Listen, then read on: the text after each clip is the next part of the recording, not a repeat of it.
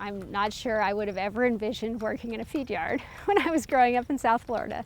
But I've always wanted to do something that mattered, to make a positive difference, and I think that I can do that farming.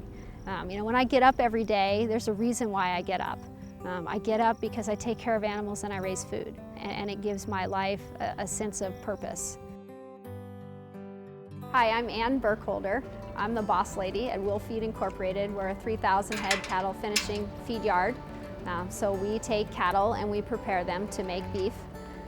My husband and I have actually a diversified farm. I run the cattle part of the farm and my husband runs the farming part.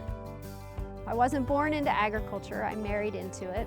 I grew up in West Palm Beach, Florida, urban Palm Beach County. While I was at Dartmouth, probably the best thing that happened to me there was I met my husband, Matt. About the time we both finished school, we decided that we really wanted to move back to the farm. Somewhere along the way, I fell in love with it. I'm very hands-on. I really love to work with the animals. It's been an amazing journey. We wanted to share what we do every day with our children.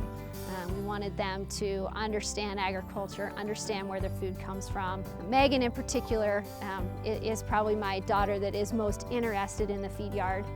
She's my middle daughter, she's 13, and she has always loved to spend time out there.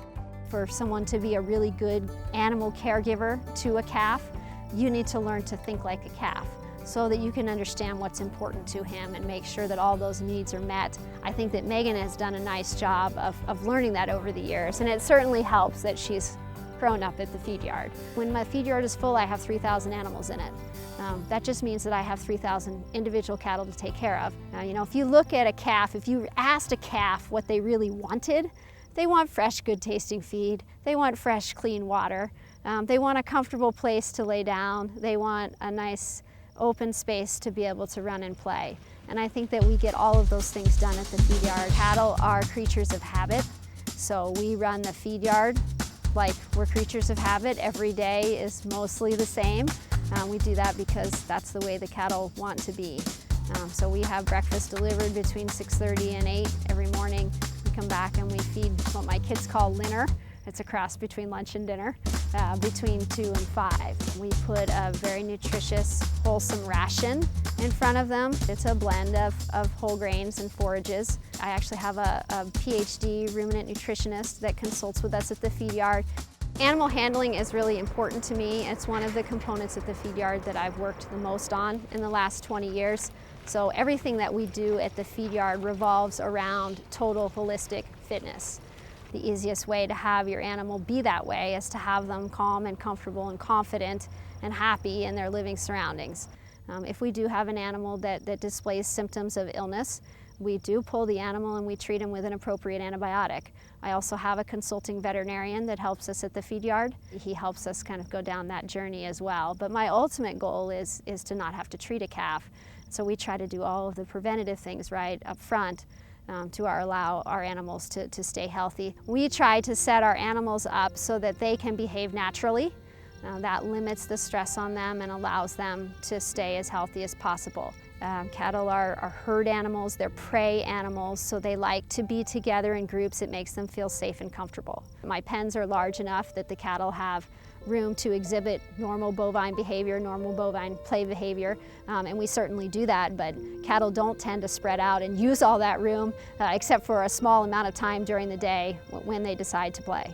I don't view them all as one large group. I view them as a group of individuals, and we try to offer unique and individual care so that they all do the best that they can.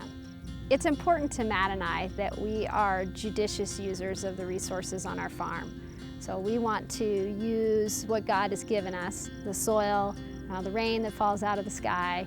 We want to help our land so that it can continue to produce a good crop year after year. And then we want to turn that crop into something that's most useful. We turn part of that crop into beef, and we sell part of that crop to other people that raise other food animals. I have an active NPDES permit with the Environmental Protection Agency, and I follow all of their rules and a few more that I think are important. My animals make both beef and they make manure. The manure we actually very carefully harvest, and we take it back to the crop ground that we pulled the feed off of, and we use it to maintain soil health. We also use the water runoff that comes off of the feed yard So when it rains, I push it through a pipe into a livestock waste control facility. And so it's really important that we look at the overall environmental footprint of our farm. I don't have any idea if any of my 3 girls are going to want to be farmers or not, but certainly the idea is to have the farm here so that it can continue to go for generations and generations.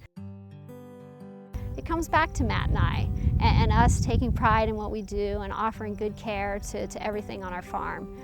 So I would really like people to trust me. And I know that's hard to do because you don't know me. But you know, we have dedicated our lives to trying to be very meaningful contributors to the country that we love. People are very unique and diverse. And I think that sometimes as we celebrate that diverseness, we forget that at the very core of us, we're all very similar. So I'm a farmer and I live in rural America, and my life is very different than life would have been had I chosen to live in San Francisco or New York City. But I care about a lot of the same things that people outside of farming care about. We all care about our families. We all care about the environment. We all care about where our food comes from.